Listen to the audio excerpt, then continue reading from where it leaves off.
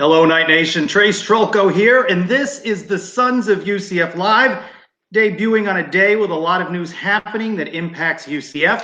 Danny White leaving to become Tennessee's athletic director, and KZ cleared to play for Florida State. Definitely not a slow news day. Let's welcome in the Sons of UCF. Adam and Mike, guys, what a day.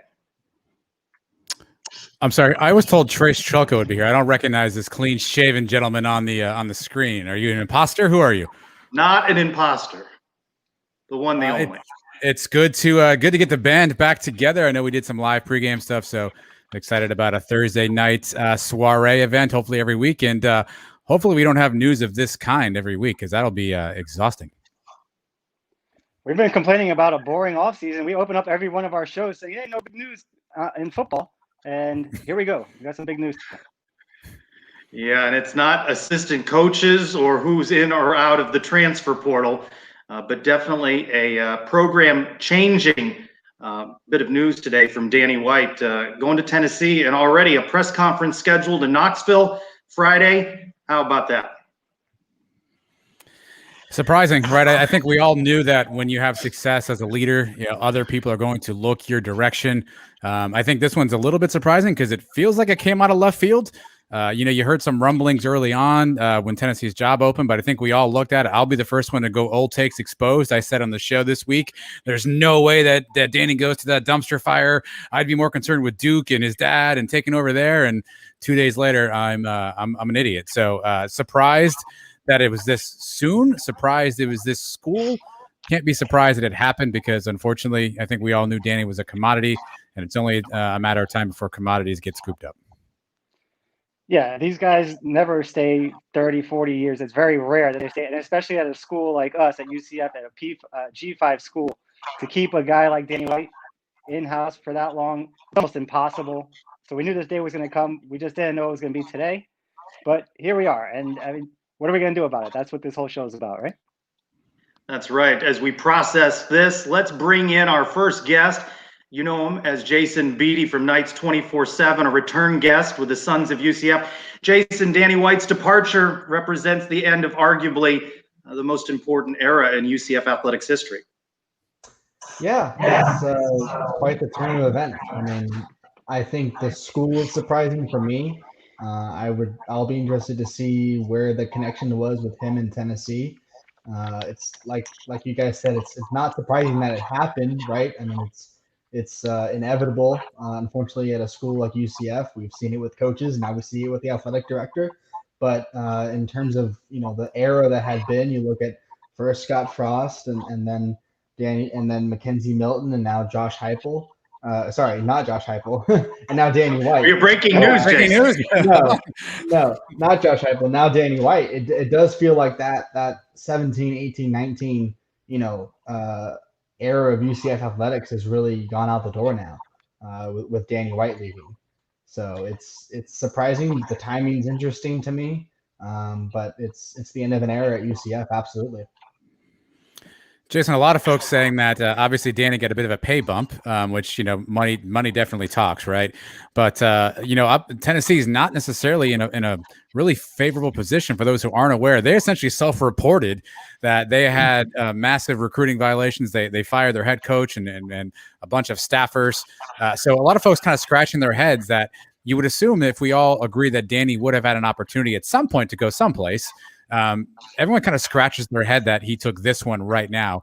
Do you have any insight as to what you think may have attracted him to the Tennessee job and forced him to kind of make this move so quickly? Yeah. Now, obviously, when you look at Tennessee and what you mentioned with the violations, and they just fired their football coach, and basically what I'm saying is Tennessee's a dumpster fire right now. But wasn't that what UCF was in 2015? Right.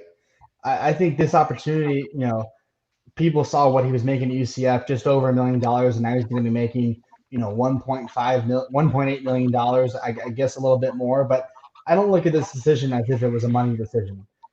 He was making plenty of money at UCF. He was making more money at UCF than some Power 5 ADs, right? And he absolutely deserved all that money. But you look at what UCF was in 2015 when he took over and what he's turned it into now, where he leaves it. He left at a better place, and that's what he wants to do at Tennessee. It's a really bad situation there, and he has a lot of work to do. And but I think he's the right man for the job, right?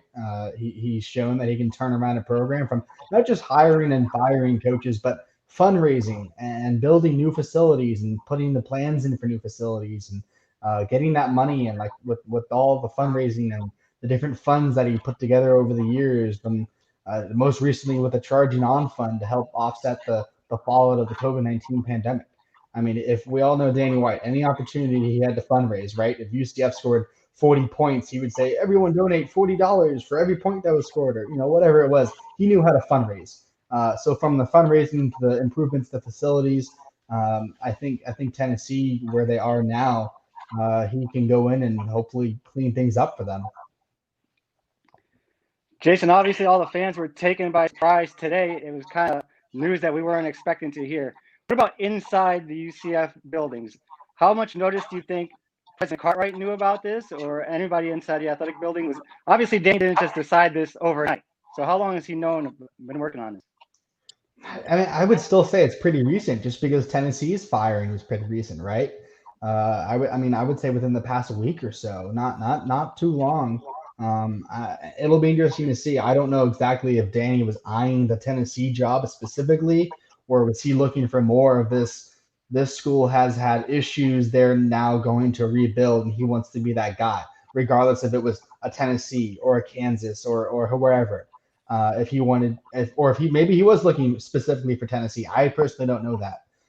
But I would say within the past week, I mean, it really wasn't something I would say, months in the work, many months in the work, right? Because like I just said, Tennessee just fired their AD as well. So I think it was a quick hire by them, but I think they made the right hire. And just a week or so ago, he named a new member to his team at UCF. And I can tell you, I was on a volleyball media availability at 12:30 with players, and we expected that to include head coach Todd Dagenet, who was not on that 12:30 media availability. So, of course, the news breaking shortly thereafter on social media. And mentioning Todd Dagenet, who was at UCF prior, 13th season now with UCF, but Danny White's mark, not only at Buffalo prior to UCF, but certainly at UCF, has been hiring quality coaches who have succeeded in building UCF into a top 25 program. Interesting to see now who he might lure away to Knoxville. Yeah, I think that was one of the first things that came to my mind. I thought, going back to the timing of this, I think it was Chris Benini at The Athletic, noted that yesterday UCF announced a new partnership with a roofing company. I don't remember the name. It wasn't Roof Claim, but it was another roofing company. And Danny was not quoted in the press release. Now, I don't know about these roofing companies or the types of press releases, or if Danny had been quoted in the past, but he wasn't quoted yesterday. But you look at, just this past 6 months of departures, and a lot of people were saying that UCF should go back and go get Eric Wood. Eric Wood had left, and I think a couple other people had left. We know Mark Wright had, I think he's pretty interested in some AD jobs eventually. I don't know if it's going to be UCF. And then, I think it'll be interesting to see who he brings with him, if anyone, to Tennessee. Obviously, you mentioned a huge gap for UCF to fill, and we presume new president Alexander Cartwright will make this hire. Do you know if he'll do a search firm? Do you think a search he'll run on his own? Do you have any insight as to how the search process will come together? I don't know yet. They put out a release today that said they'll begin an immediate national search. I don't know if they're going to hire a search firm yet. I'm sure the board of trustees will be involved as well. One thing that I thought was interesting was quickly after the news broke, and a lot of UCF fans were saying Cartwright better make the right hire here, or he's toast, right?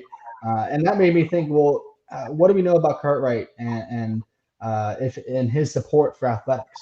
I went back and looked at my notes when I was covering the board of trustees for Nicholson Student Media when I was still a student last spring, when they were hiring Cartwright. And in his interview before he was even hired at UCF, he made very clear that athletics is the front porch, and this is a direct quote, front porch of the university. So I think Cartwright fully understands that athletics is important. And when he was introduced, we had a press conference with him, and he continued. This is right at the beginning of the pandemic when we had seen Power 5 programs cut, men's tennis or swimming or lacrosse, smaller athletic programs that might not bring money in. He showed his support that he doesn't foresee them having to cut athletics or athletics teams that might not make as much money compared to football or basketball or something like that. So I think Cartwright definitely understands the importance of this hire, and it'll be interesting to see who he hires if he goes back into maybe some of his Missouri connections, or we know that he and Danny obviously had a connection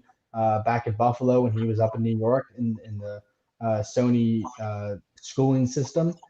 So he definitely has been around the country and been in different jobs and knows a lot of people.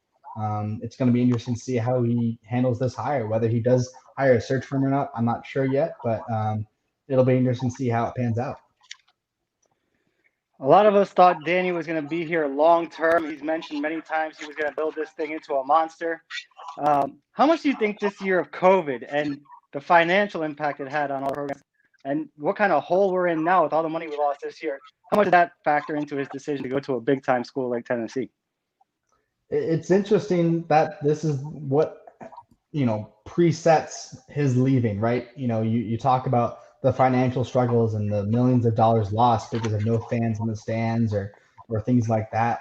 I think for UCF that makes this decision a lot harder, right? Now we have to spend more money to go hire an athletic director, and obviously I think someone mentioned before that that there is a buyout. I reported today earlier. I looked back at his contract that he signed back in March. Ironically, a 5-year extension.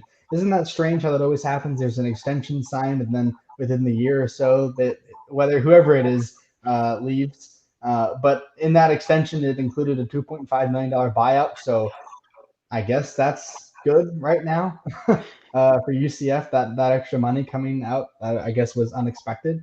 But I think it is interesting that he leaves right now after or even during the COVID-19 pandemic. I would say we're still definitely in the thick of it with this virus. But you think about just the TV deal, right? UCF would be getting $5 million a year from the new TV deal that was with EAC and ESPN, and all these new events will be on ESPN Plus. Tennessee was getting like tens of millions of dollars with their TV deal. So you look at the hiring that Danny White has made at UCF and even before at Buffalo. I can't imagine how pleased he is now that he has more money to spend, right? I saw a report out of Tennessee that there's no limit on the amount of money he can spend, and I don't think he's ever been in a position like that. And he's got to be just thinking about that and saying, oh, man, we don't have to, crunch the numbers a whole lot. The numbers, we can do whatever we want with the numbers. The numbers don't matter anymore. So I think for Danny, it's absolutely enticing, the opportunity to go be a kid in the candy shop and pick whatever candy you want. And I think that's, for Danny, I understand. And, I don't know how soon UCF will be making that jump from Group of 5 to a Power 5 conference. But I would say Danny did as much as possible at UCF. And you talk about that leap, that may be a factor for him and what he can achieve at a UCF. You mentioned some of the qualities that Danny White brought, and you think back to where we were as he came on board. Fundraising perhaps stuck a little bit, and just the whole program maybe not succeeding at the level we all expected after the Fiesta Bowl in 2013. So it's a very attractive job for someone. And I think you've laid out some of the things that Dr. Cartwright, whatever search firm, board of trustees are going to be looking for. Someone that has a vision to where they want to take UCF over the next 5 years, but also, you hit on it, fundraising. Can they bring in the dollars? It may be one thing to build a program, and that may be attractive to a Danny White at a place like Tennessee, as it was at UCF, and even as it was at Buffalo. But sustaining that success for the next AD, that's going to be quite the challenge. It's being handed to a Ferrari, right? And that Ferrari is going really fast. It'll be interesting to see, what type of projects the next AD continues. Are we going to get an actual lazy river? Are they going to just come in and keep doing exactly what was going on with McNamara Cove and some of those larger projects that Danny had his eyes on? Or will they probably hit pause for a little bit and kind of fundraise and recoup and see, do we really need a lazy river? And what does that do for recruiting and the rest of the athletics department? It'll be really interesting to see what that vision is for next AD, right? Because when Danny became athletic director at UCF, I think obviously you look at what UCF did in 2013. A lot of people knew about UCF, but obviously since in his 5 years since he's become AD, UCF's national brand has gotten much larger, right? From all the wins and the Peach Bowl and the New Year's Six Bowls and the March Madness appearances and things like that. So it'll be interesting to see the vision for the next AD, and what I would imagine that whoever it's going to be someone confident, right? We know how confident Danny White was declaring a national championship in 2017. It's going to be someone who's not afraid to mess with the big boys, if that's what they want to call themselves, in Power 5 conferences. But it's got to be someone who knows what they're doing, can fundraise. It's got to be like a mini Danny White, right? It's really interesting to see who they're going to be hiring. Jason, I know it seems like kind of an easy question, and the answer is probably everything, right? But what do you think will be Danny White's legacy at UCF? Everything. No. I think for me, it's declaring of the national champions, right? I mean, that really, you look at this past year of maybe some more respect gained from the group of five. You look at how far Cincinnati got, and not just the group of five in the American Athletic Conference, but Coastal Carolina and schools like that, and the rest of the group of five conferences. I think declaring themselves national champions and doing something so bold like that, where you're not just gonna, take it from the Power 5 conferences or the college football playoff. I think something that bold, where in 2017, he was mocked for that. If Cincinnati had won this year and maybe there were some other things that had happened and more chaos, and their AD had done so, I think you would have gotten a lot more respect for that athletic director at Cincinnati. Whereas UCF, when Danny White did it, he was looked at like a joke from some people. And continued to look like a joke. But doing something that bold, people might agree, oh, what are you talking about, Jason? It's all the hirings he made and the fundraising. Doing something that bold really, you look at the flag, national champions, UCF, that's going to be something hanging on your wall for a long time, I have to think. So something like that, 20 years, 30 years down the line, I think we're really going to think about that national championship declaration, claiming something that big and saying that, we're not just going to take it from the college football playoff. We deserve a spot, and I think he really was able to stand up for his athletics department and his football team. Danny was very outspoken while he was here the last few years, getting equal one-for-one deals with big time P5 programs. Now that he's running Tennessee, do you think he comes back and gives UCF that one-for-one, even in basketball, football? Is it possible? Do you think he's going to do it? It's always interesting. I think Danny has kind of said similar to I don't think he likes playing against family, right? I mean, yes, they played FAU in football with Brian White there, but I don't think he likes. I don't know. It's so easy to say, yeah, and maybe if he didn't, he would be a hypocrite for doing so. Like, he's not even helping out his former school. What does that say about him and his message? And did he really believe that? And I think he'll still be an advocate, right? We've seen Mackenzie Milton at FSU in the past month still be an advocate for the group of five schools and against the college football playoff and the current system it's in. I don't see that changing. I think he'll still be a strong advocate for expansion or changing of the system, or at a minimum determining a champion on the field. It would be great for some sort of, deal, series, whatever sport it is, to come out of this. If it's with football, that would be great. I don't know Tennessee's schedule, whether it's one of those 2035 series or whatever. I know UCF has a couple spots they need to fill in the next few years here. I don't know Tennessee's schedule, but it's going to be interesting to see if he does that or not. It would make a lot of sense, but at the same time, I wouldn't be shocked if he didn't do it. When I glanced at Tennessee's, go ahead, Mike. Sorry, he's going against his brother every year in basketball now in Florida, so I don't know how much I buy the whole not in my brother. So. Yeah, I get it. Going to the SEC now, he has to face his brother, but it'll be interesting to see if he does do that. UCF helps out UCF with the football series. Who knows? He finally gets that home and home with Florida now, right? Whether well, that rivalry with the Gators just intensifies. To wrap up and to dovetail off of what Mike was just asking, It'll be interesting to see if the new athletic director's vision is that 1-for-1. We've been mocking our friends over in Tampa for their contract arrangements, their 2-for-1s. What happens if the next UCF athletic director subscribes to that same thinking? Are Knights fans going to embrace that vision? Yeah, I mean, I think some UCF fans, I mean, I don't remember the last time a Power 5 opponent was announced, to be honest with you. Whether that's fair or not to say, it's true, right? I don't remember the last series that was announced for football. I know a lot of Power 5 teams schedule games 8-10 years out, so a lot of teams have filled up the next couple of seasons, but it will be interesting to see if that AD keeps the same mentality. Obviously Alex Cartwright's a new president.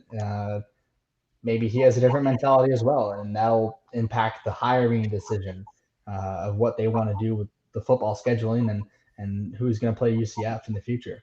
If it's play anyone, anytime, some fans might like that. If it's not, some fans might not like that either, right? You can't please everyone, but it will be interesting to see what changes with this next AD. Is it everything stays the same? Is it still Orlando's hometown team? Is it still the branding of that? And or is it everything changes and we're going in a different direction? I don't know, but it's going to be fun to find out, right? Well, welcome on the Sons of UCF Live, anywhere, anytime. Jason Beatty, who covers the Knights still, as well the Tampa Bay Bucks, who may have an important game coming up this weekend. You can find him on Twitter at @TheRealBeatty. Jason, thanks for hopping on with us tonight. Absolutely. Thanks for having me on. Always a pleasure.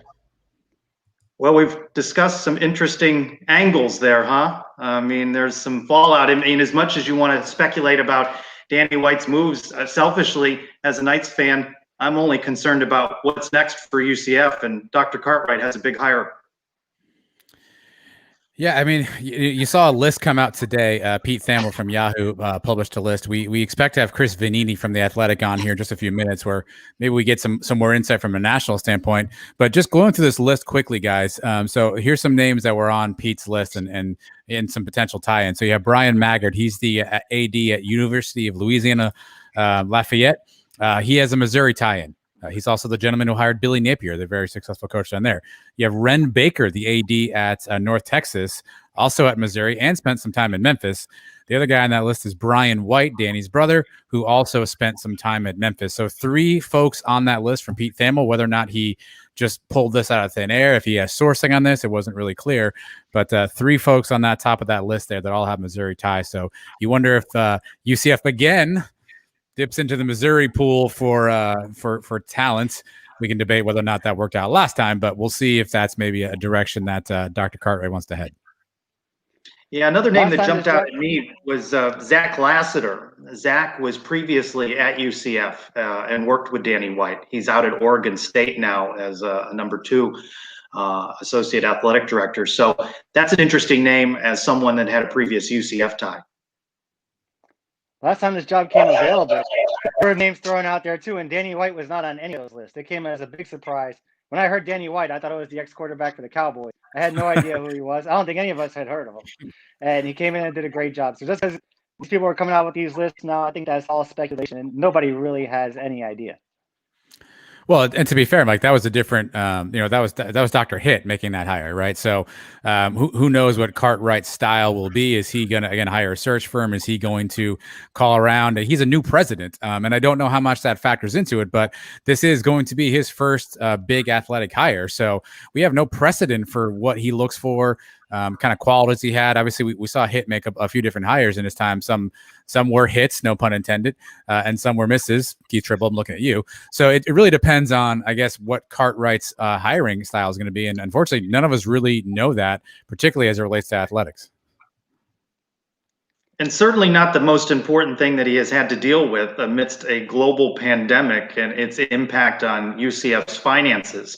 It'll be interesting to see. UCF very tight-lipped, though. Danny White recently spoke to Matt Murschel of the Orlando Sentinel and revealed that what were anticipated in terms of losses, not as severe, but we still don't know what 2021 looks like in terms of COVID and vaccinations, and we're a long way off before that Boise State opener. And you wonder now, as we discussed in January, whether you're going to have full venues by fall. The fiscal year for the university ends June 30th, so a little more than halfway through the year. Back on your point there about search firm, I don't think there's a doubt that they're going to employ a search firm for a hire of this nature. I think something, Mike, you said on social media today, this has been a good program. There was the dip in 2015, but there was success. Danny White took it to another level. I still think this is a very attractive job for whoever this next AD is. That's right. Just in this last 20 years, we built the on-campus stadium. We built a brand new arena on campus. We've won big games in football, the Fiesta Bowl 2013. We've been to the big dance in basketball, going all the way back to the 90s. This school is building. It's been growing now for the last 30 years. It's doubled in size since Adam and I were there. It's growing every single year. We're graduating tens of thousands of kids. So the alumni base is growing. There's no way that this program just shuts down now because one guy left. Where he put us in a better position. He put the program in a better spot than it was when he came in. And now it's up to the next guy to keep the line moving. It does feel like a bit of a body blow, though, as we are still reeling from Bam Moore going to FSU and certainly KZ going to FSU. It certainly seems like we've been spurned by some big names, and that once again, UCF is that stepping stone job. So you can't help but feel a little angst about that. Yeah, our good friend JP Gilbert on Twitter said that the Sons UCF show is the home for conspiracy theories and reckless speculation. So I happily embrace that mantle. And yeah, I think people are going to look at that, Trace, and say, what is going on at UCF, right? We've lost players, we've lost coaches. Now we're losing our top athletics guy. Is this guy falling? What's really going on at UCF? Is our group of 5 schools really just not going to be able to survive in this current climate? And if you're a fan sitting out there listening to us tonight and you have those feelings, those thoughts, I get it. I mean, it's real, it's tangible. And if you want to start adding up all those dominoes, I could see how you'd put a piece of a puzzle together. But I mean, I think Mike makes the point around, this happens in every walk of life, no matter what business you're in. At some point, your boss leaves, a new boss comes in, and things get figured out. It certainly is again, it's a stinging moment because I don't think we thought we would be here this soon. I think, frankly, our attention was turned to Heupel and Shannon, right? That's where we spent all of our time. And Danny just kind of snuck up and run out the back door on us. So I think it's certainly, it stings and it's going to be a big loss. I don't want to minimize that. But, when we lost, Dr. Hitt, we said, what are we going to do? And we had, some pretty good presidents after that. When we lost, George O'Leary, what's going to happen? And we get Scott Frost, right? So things sometimes fall in favor. You're not going to hit 100%, but I do think that we do have to give it some time and hope that the infrastructure that we have in place, will allow us to continue that success going forward. This is like our 4th, 5th AD now in the last 20 years since we started following the program. You got Sloan, you've got Stansberry, you've got Tribble, you've got White. I think I'm missing somebody in there too. Orsini. And the George O'Leary rolling. UL. If you want to count that one. But an interesting thing is going to see which direction we go here. We're going to go after another young guy like White. The best thing that Danny White did for us was the fundraising. He brought in lots of money to this program. Are we going to go after another young guy that's able to bring in and pump in a lot of money? That's a very important issue. We're going to go after an older guy who we all want to be here, and is there somebody's last stop and can really turn this program and take us to the next level, bring us into a P5 conference, somebody with connections to the P5 conferences that can get us in there. Earlier today on Twitter, and of course follow the Sons of UCF on social media, the question was, how do you feel about this? Is it a big setback or will the brand prevail?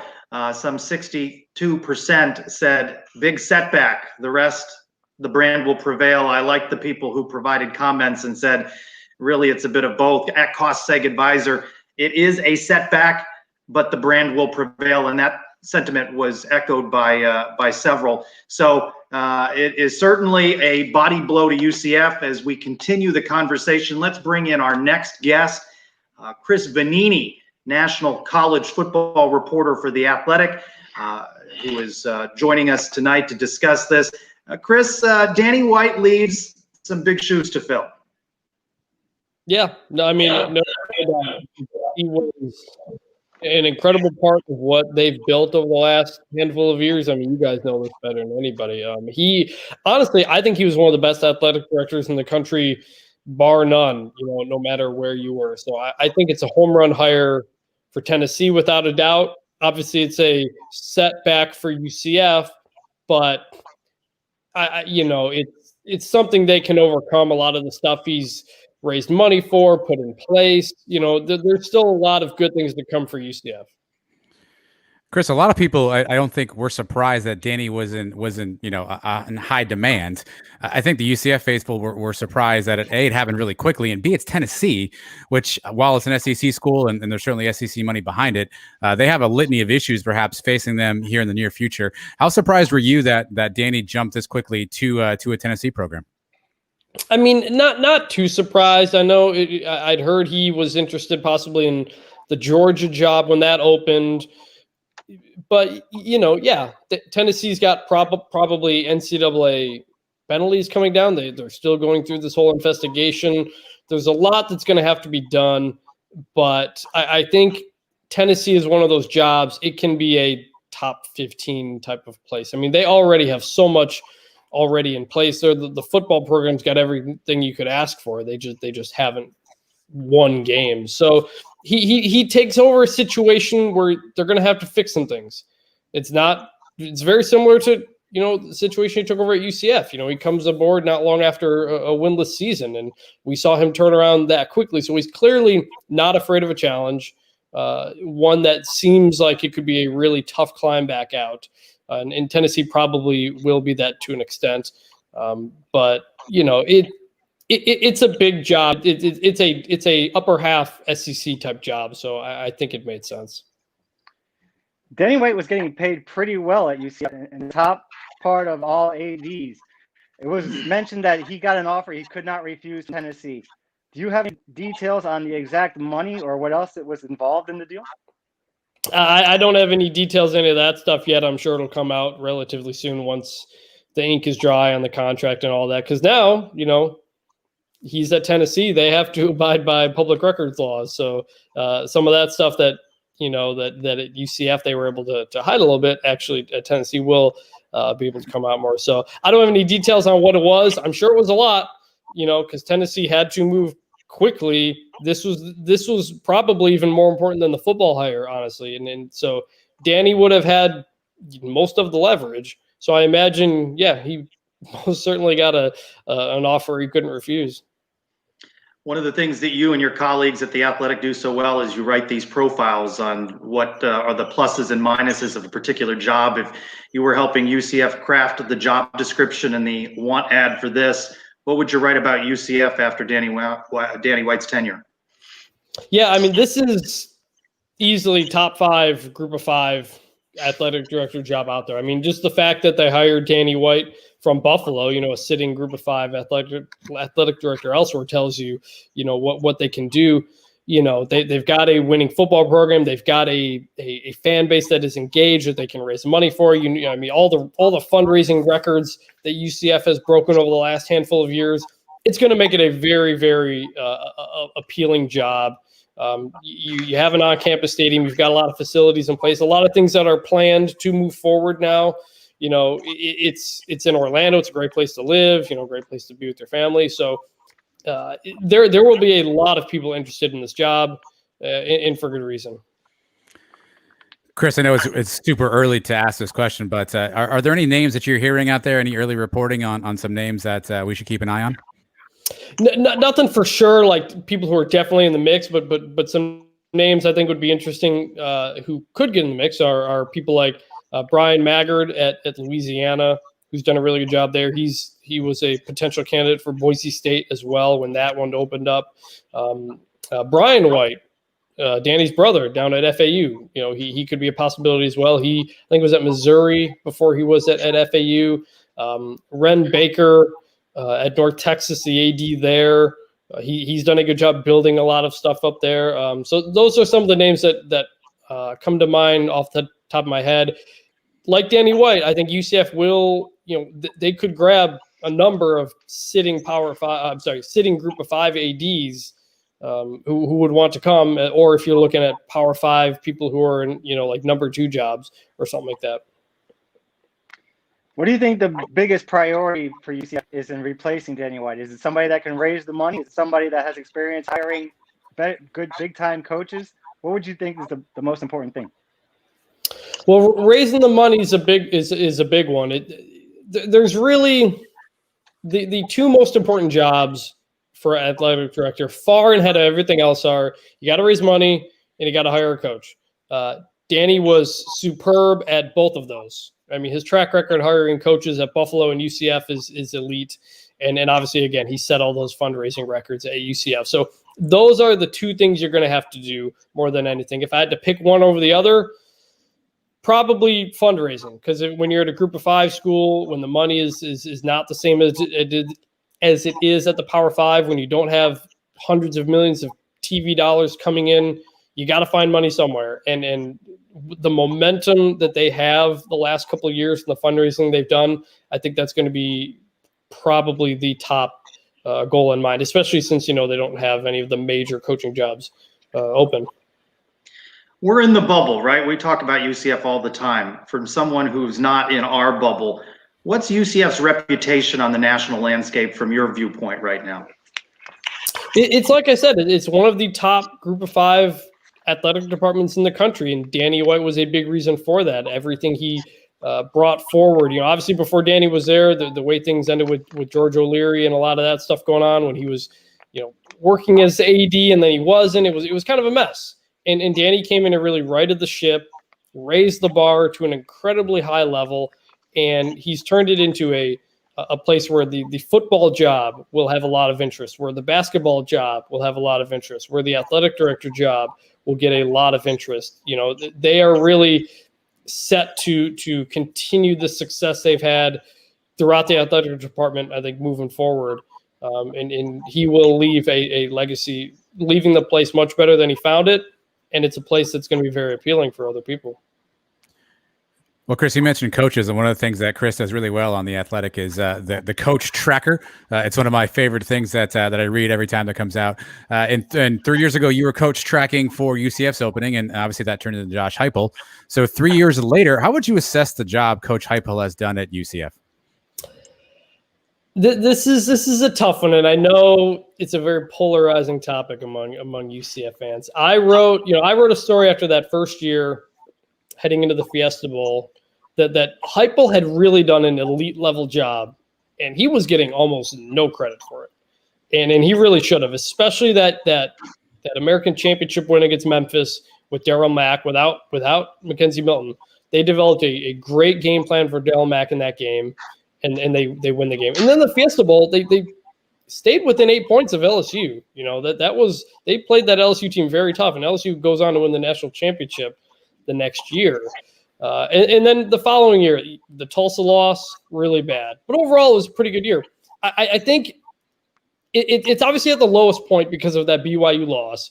It's his first loss as a head coach by more than a touchdown. So, he came in with the impossibly high standard of going undefeated, and he basically met that in his first year. Second year was a little bit of a step down, but again, he didn't have Mackenzie Milton. He had a freshman quarterback. If he had healthy, senior Mackenzie Milton, things turn out differently. Then this year was not great. But again, they lost a lot of close games. The Memphis game, you make the field goal, you win that game. It could have easily, if they don't blow a lead against Tulsa again for the second year in a row, it's this close to being really, really good again.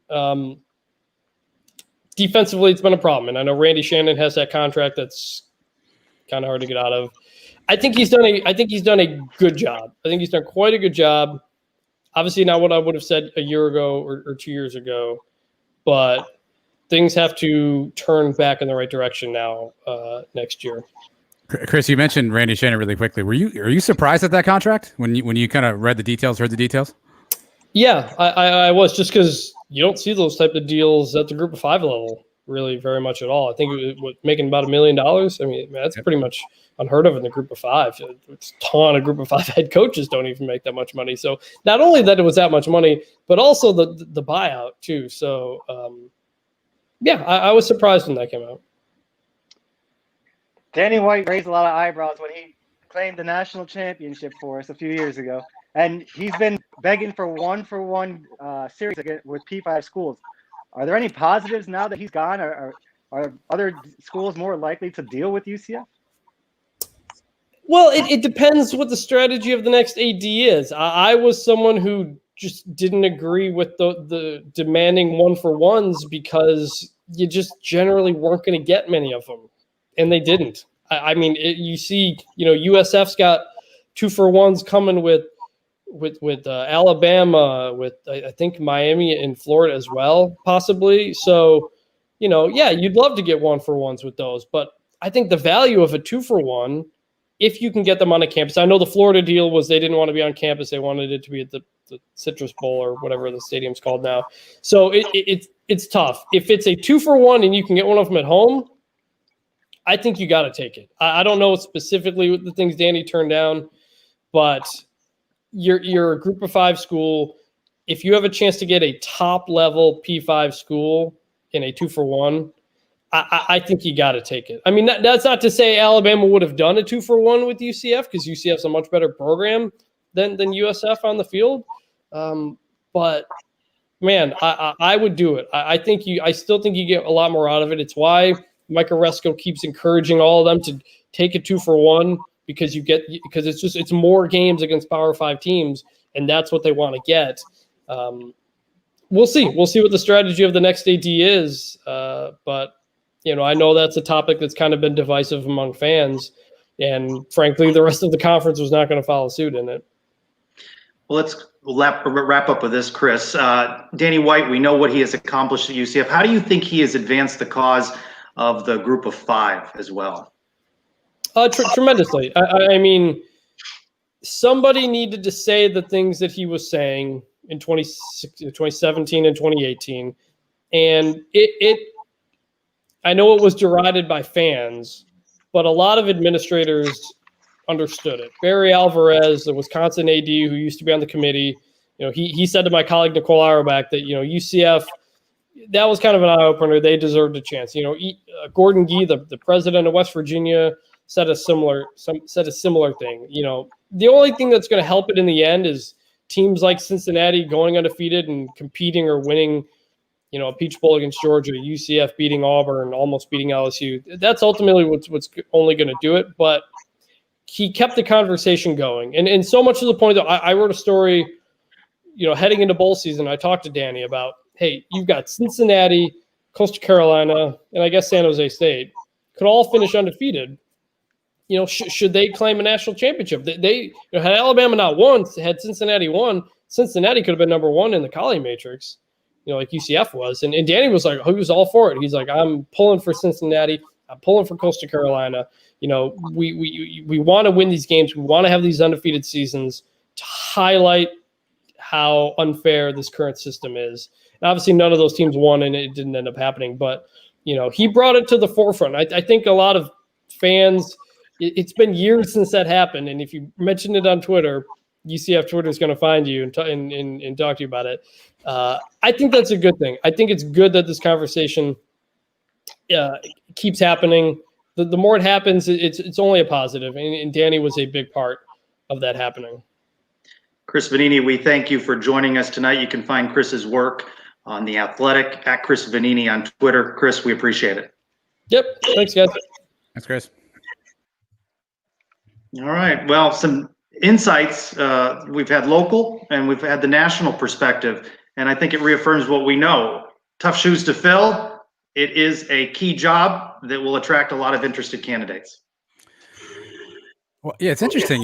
He listed off a bunch of names, the same names we heard, Pete Thamel list off earlier. I think Brian W. Peterson asked an interesting question: does UCF pursue a group of 5 AD or a P5 associate AD or something else? Obviously, a P5 AD probably unlikely to come to UCF. I'm sure the money would be an issue. But where would you guys stand on that? Do you want somebody who has built a program, somebody like a Brian Maggart at Louisiana who has taken a program, hired a coach, and kind of built it from the ground up? Or do you want somebody like, throwing names out here, You've got Stephanie Rampe from LSU, who's had a successful program, has had a lot of different resources at her disposal. You know, she's a deputy AD, but she hasn't had to build a program. Which one would you guys prefer? Somebody who's done it before, or somebody who's got a pedigree at being at a big school like that? I think the number one thing the next AD has to do, and we said it about Danny White and the guys before him, get us into a P5 conference. What type of AD is best suited to do that? Somebody that's in one now and knows what it is, or somebody that's building like Danny White was on his way in? That's a tough call, man. I think maybe short term, you want the guy that's going to raise the most money like White was doing, but long term, 5-10 years from now, maybe somebody that has those ties and can get his foot in the door when it comes to expansion time, that may be the way to go. I keep picturing myself on this search committee and the sorts of questions that I would ask depending on their role. You know, what does their social media growth look like? What have been the success of their academics with their athletes? The sort of questions that Danny White threw out there, the sort of goals that he set. And certainly fundraising. Does the person come from a fundraising background? If not, they're going to have the right team in place. And while the buyout is $2.5 million, you know, with the dollars that UCF has lost because of COVID, what's the range here? You know, I don't. Is it going to be Danny White type money that they're going to have to lure someone? I can't imagine that in this current financial climate that is the case. So it almost feels like you get someone that's up and coming. And so those are the sorts of things I'm looking for. What was the success of the athletic programs across the Olympic sports? What was fundraising like? What was social media engagement? What were they doing? Because if you go back, if you really study what Danny White was doing at Buffalo, everything was in a place like Buffalo, New York, no disrespect, but that is difficult to recruit to, and they've had success, difficult to lure coaches to, perhaps, certainly with the dollars in the Northeast. So, you know, he hit the jackpot here, taking all of those skills that he had developed and honed in Buffalo. And, you know, we haven't talked much. We mentioned Brian White, but his dad recently announcing his retirement from Duke, and that was where the speculation was going. But the pedigree in this family, right? I mean, the brothers and the sisters, the basketball coach at the University of Florida, sister was in athletics at Missouri. I mean, this is a well-heeled family, well-connected family. Which certainly gave him opportunities just with the knowledge that he had obtained being in that family to succeed. So those are the sorts of things I'm looking for, whether they're with an up-and-coming program, some of the ones you mentioned, or they come from a school, maybe they have a lesser role right now. We talked about Zach Lasseter, number 2 at Oregon State with previous ties to UCF. And I'm not advocating for him. You know, a lot of these names we're not familiar with, and it may be somebody that's not even on that list. I'm looking at those sorts of things. I'd love to be on that search committee, or at least be a fly on the wall as they ask those questions. Yeah, how do we get you on that committee, Trace? I think we need your insights on that committee for sure. Let's make that happen. Cartwright, if you're listening, get Trace to the committee. Yeah. And I've mentioned many times when we're talking about hiring assistant coaches, guys that can recruit, we want somebody that has ties to UCF, somebody that loves this place, that wants to be here, wants to see this school succeed and get to the next level. Does that mean we have to bring in somebody with UCF ties to be the AD? Somebody that we think and trust is going to be here to do that for us? Maybe. I mean, there's got to be somebody that has UCF ties. You mentioned Lasseter. How about a guy like Alan Gooch, who has been with the program for I don't know how long. His whole family is involved with this program. He's running the Cure Bowl right now. He's got ties. There's got to be somebody at UCF that wants to be here and bring us into a P5 conference. You know, earlier, Mike, you were talking, and Chris didn't have the numbers in front of him, but the numbers are out that the base salary for Danny White, $1.8 million with an annual increase of 5%, up to $300,000 in bonuses based on athletic, academic, and departmental goals. Eric Lopez reporting it earlier on the Black and Gold Banneret. So he's making a lot of money. I think that the usual shock waves going through our fan base, people thanking him, and I think that's my position. Thank you, Danny White. You know, I could have never envisioned 2017 coming so quickly after 2015. He's taken us somewhere great, and you know from your own professional pursuits, don't you hope really honestly that when you leave your job, unless it's under really bad circumstances, you hope that whoever you're replaced by does a better job than you. I hope we look back and the next AD has done a better job than Danny White. Right? That's what we want. And I think there's that opportunity here. And I wish Danny White all the best of success. Now, if he goes ripping the G5 in a couple of weeks, if he takes a shot at the national championship words that he misspoke, or that sort of talk, then we'll have to revisit this conversation. But for now, I wish him the best, and I'm confident that with UCF's success, that this isn't a vulnerable moment for us, but a great big opportunity to go to the next step. And he's got a tough decision right off the bat, Trace. He's going to have to hire a head coach in a program that is facing a lot of uncertainty. I think it's going to be a really curious decision. Somebody in the chat said hire Fickle and help out UCF. So it'll be interesting to see where he goes with that, right? Does he go to a group of 5 quote unquote coach to come to Tennessee? Will the fans even allow that? Does he go to retreads? Does he pull up a Tom Herman? Does he call up his old buddy Scott Frost? Does he make a call to Orlando, Trace Trylko, Mike Espinoza? Does he call Mr. Heupel and see if he wants to head up to Rocky Top? I guess it's a big decision Danny's going to have to make, and it's going to be a curious one to see which direction he goes in.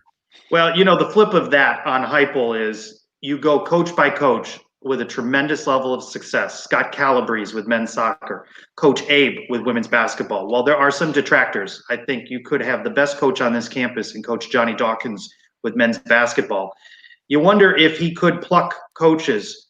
In what order would he take them? And I'm not convinced that Josh Heupel would be first on that list.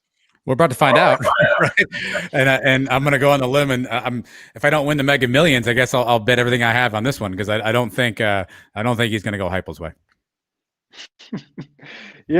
All the stuff we talked about, Scott Frost leaving in the middle of the night with backroom deals or up and playing that game in Philadelphia.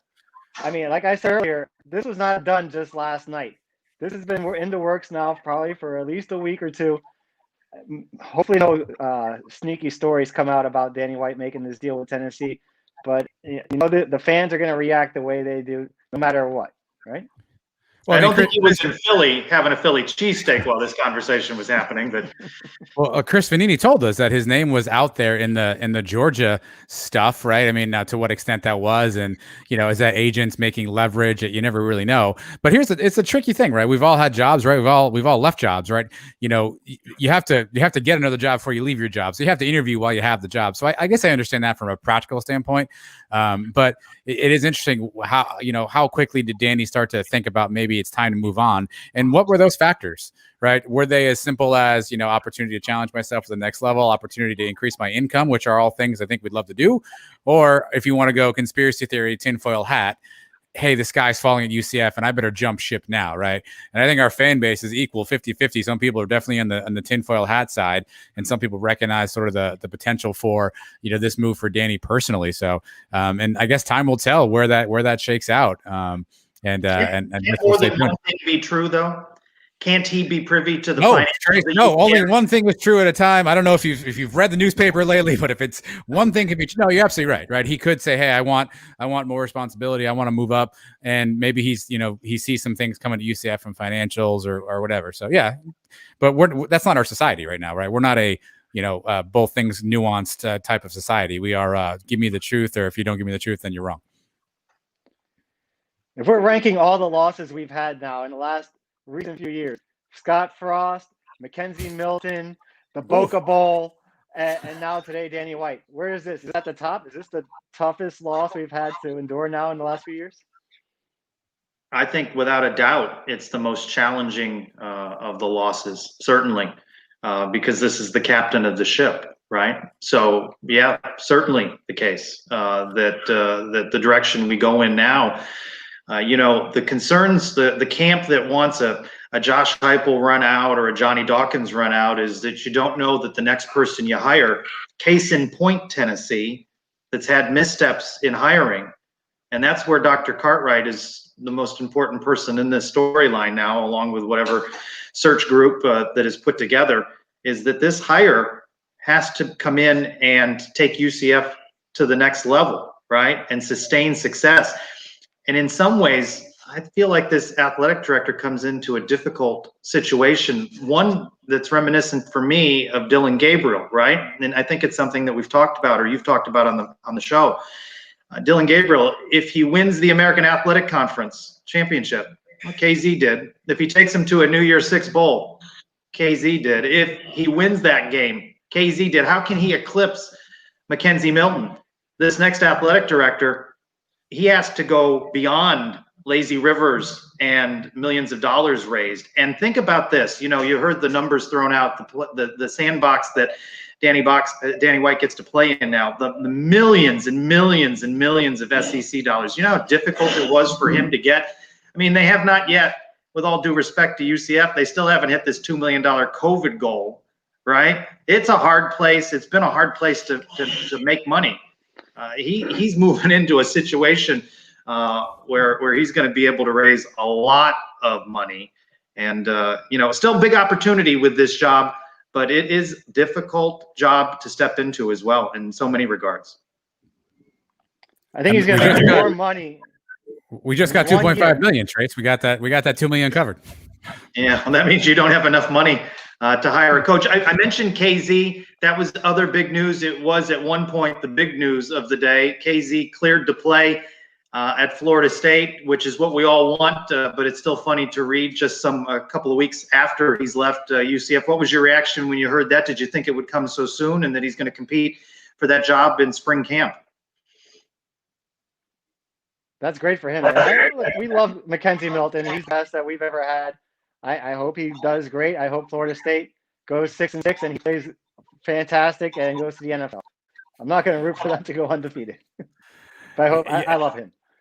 It's a safe space, right? Just us talking here. Every time I see FSU's Mackenzie Milton, like in the headline, a little cringe takes place, just a little bit of a cringe. But, obviously from a human perspective, I think we all saw his struggles and the things he went through and the perseverance he has. So it's great to see that, he'll have some normalcy back and be back in the football field.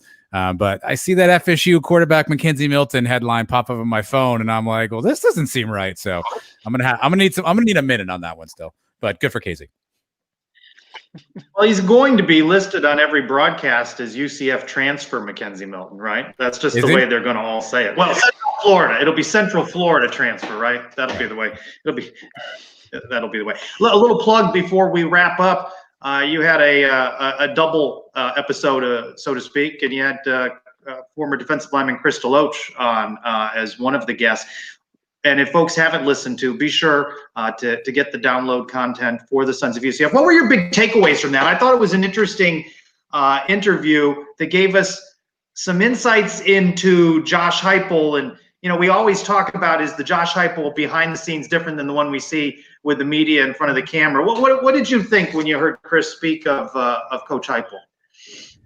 It was interesting. I mean, he, his answer about does he get to know Coach Heupel, and he kind of went very existential and said, well, do we never really know anybody? I don't really, only my parents really know me, and only Heupel's family really knows him, which on face value is an accurate statement, right? But I think it was telling them the juxtaposition of when we talked about Randy Shannon.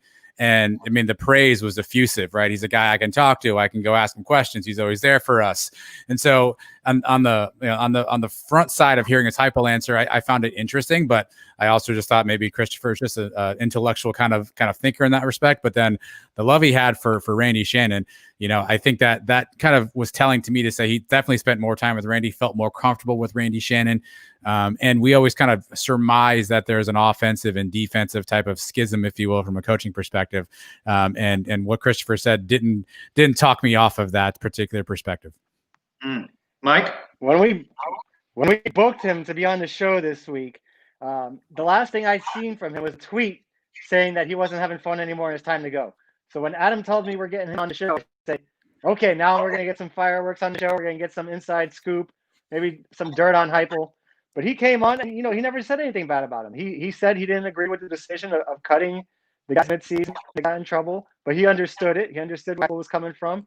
And at the end, he said there were no problems in that locker room. There's no issues going on, which I took as a sigh of relief to hear that from a guy like him that was leaving the program. He could have said something. If he had something bad to say, he could have let it out, and he had no repercussions against him. But, I mean, the Heupel is what he is, man. I think we know that now. He's just tight-lipped guy. He's not going to say anything that's going to get him in trouble. And I guess he's the same way with the team. He's the coach speak guy, and we're just going to have to live with that's who he is. I think, Trace, if I could real quick, the moment that really for me was the biggest takeaway was the questions and the answers about the 2020 season, the pandemic, and how that impacted the kids. I think I almost felt like as we hung up the phone and I thought about it that night, it was almost like a shame on me moment because, every Saturday we're in front of our TV screaming and yelling, right? And we're doing all this stuff. And Christopher gave us like a real world perspective around what he was dealing with, right? He had real world problems he was thinking about. He got a job. He didn't know if he was coming back to school. He didn't know if he was playing. He indicated some other guys were also in that same boat. He didn't point any fingers, but he said, listen, while our scholarships were all guaranteed, was there kind of a wink, wink, nudge, nudge, from a coach perspective to say, hey, if you're not on this field, your playing time is cut and there may be issues. Now, he didn't accuse anybody. I want to make sure I'm clear about that. But you put yourself in the shoes of a 20-year-old kid, and I could see how all that stuff weighs on you. And then you think about all that in the background and they still go out and play a football game. And I think you think about that and maybe that explains some of the things we saw this season, right? Because we saw a lot of things that left us all scratching our head. Why are we doing this? Why aren't we doing that? But when he mentioned sort of what was going on behind the scenes with him personally and some of the other guys on the team, I kind of stepped back and said, shame on me for not recognizing the gravity that these guys are going through. Again, we took it for granted because every Saturday we turned our TV on and they were there for us. And I kind of almost felt shame that I didn't recognize in the moment, the sacrifice these guys are putting into day in and day out. And I think if you haven't heard his answer on that and kind of the emotion that he speaks with on that, I think it's definitely worth a listen on that because it definitely was eye-opening for me.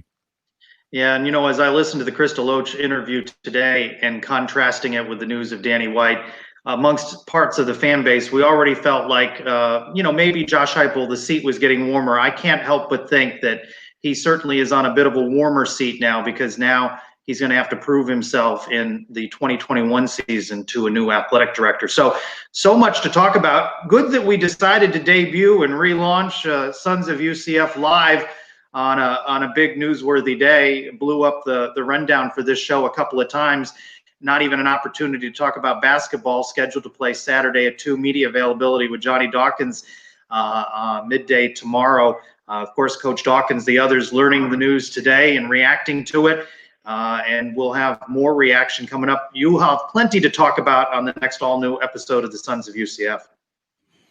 Yeah, I feel bad, Trace. We had I want to tell everyone this quickly. We had a segment idea that we were jazzed about, and I think it's just going to be a home run. This thing's going to take off. I know Cow of the Week is an important thing, but ladies and gentlemen, let me click this button here and introduce this segment we did not get to today that I cannot wait to get to in future weeks. Uno Dos Tres. Uno Dos Tres, I think, is going to just take over the media landscape. So if that's not a reason for you to check back into our next edition of this show, I don't really know what is, Trace. Thursday nights, 8 o'clock to 9 o'clock Eastern, live on Facebook, YouTube, and Twitter. We thank everybody for discussing with us and their comments in the chat. And it's a bit of a therapy session for us. It helped for me to talk about it. Being at work today, I'm texting people and there's engagement on social media, but to be able to talk to you guys and Jason Beatty and Chris Benini helps provide some perspective. Still, it's a difficult day for UCF, but we're grateful for Danny White and what he has brought to UCF. And, charge onward to the next adventure, right? The Trace Amigos. We will charge on. The Trace Amigos. Well, on that note, I thank you guys. I thank you all for watching and listening, and we will see you on the next all-new Sons of UCF Live, and be sure to catch the next Sons of UCF podcast. For now, I'm Trace. Charge on. Good night. Go Knights.